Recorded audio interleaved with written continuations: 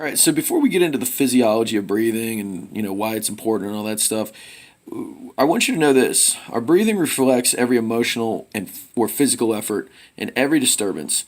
So anything that you're dealing with, weird pain somewhere, emotional instability, just feelings of distress. Your breathing is going to influence that for better or worse. All right. So our breathing is the one kind of conscious window we have into our fight or flight or rest and relax system, and that's why with they say deep breathing really does help to calm us down because it convinces our body that we are not dealing with a threat. Okay. And so one of the things that we'll talk about is just really breathing through everywhere, through our chest, through our belly, through our back and our front, to get the best result possible with breathing.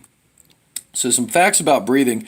A healthy adult takes approximately 12 to 16 breaths per minute and around 25,000 breaths per day.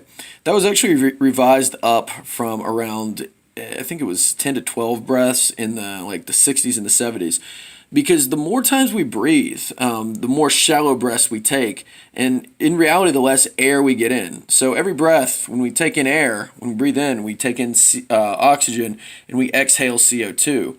But the thing is we start to hyperventilate and breathe more, we take in less air. That's our body's kind of like stress reaction to try to, get in more air momentarily. So one of the big things to think about is when we're breathing slowly and we're kind of pausing between each breath, that's helping our body's rest and relax system to turn on, and it's kind of turning off our primary stress system.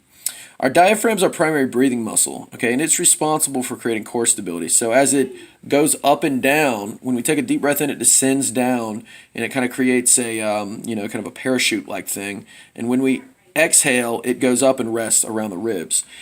Oftentimes, when we're shallow breathing, we don't get this full excursion up and down, and so we start to get issues with our back. We don't generate as much stability in our core as we could because our pump, which is our diaphragm, is not operating as well. So those are just some things to think about. And your homework for today would just be to breathe.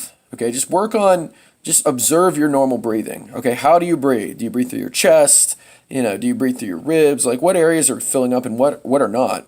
Can you take a breath in for 8 seconds and can you exhale for 8 seconds, or is it very shallow and fast? Think about that stuff today, and tomorrow we'll talk a little bit more about the mechanics of breathing and kind of actually getting in some application.